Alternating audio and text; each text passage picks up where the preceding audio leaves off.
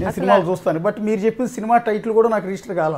ఆ సినిమా అసోసియేషన్తో చాలా పాడైపోయాడు సార్ ఇతను, చాలా పాడైపోయాడు. అంటే ఇతను ఏదో ఉత్తముడు, కేవలం ఈ రితు చౌదరి వల్ల నేను చెడిపోయాడని నేను అనను, కానీ చాలా చాప్రీస్ ఉన్నారు ఆ సినిమాలో.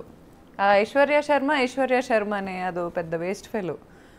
అసలు వీళ్ళందరి గురించి అడ్రస్ చేయకపోతే నాకు పాపం తగిలిద్దేమో అనిపిస్తుంది నాకు.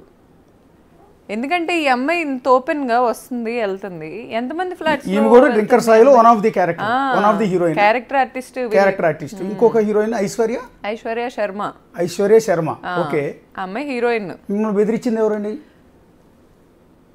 బిగ్ బాస్ లో సీత అని ఒక ఆర్టిస్ట్ ఉంటుంది sir, baby cinema fame. Sita అండి. ఆ అమ్మాయి అసలు నాకు పరిచయం కాదు, నాకు సంబంధం లేదు. అవుట్ ఆఫ్ నోవేర్ సడన్ గా నాకు మెసేజ్లు పెట్టింది ఇన్స్టాగ్రామ్లో. ఓకే, మేము మా గౌల్దొడ్డి బ్రాంచ్ ఓపెనింగ్ చేసుకుంటున్నాం, మాది 16వ బ్రాంచ్. ఓపెనింగ్ చేసుకుంటుంటే ఈ పాప అంట నేను ఓపెనింగ్ చేయలేనంట. ఓకే, నేను అప్పుడు క్రికెటర్ గారి కోసం చూస్తున్నా, క్రికెటర్ ఎవరితో అయినా ఓపెనింగ్ చేపిద్దామని. ఒక పెద్ద క్రికెటర్తో నేను డైరెక్ట్గా మాట్లాడుతున్నాను, అది ఓకే అవుతుంది ఆల్మోస్ట్.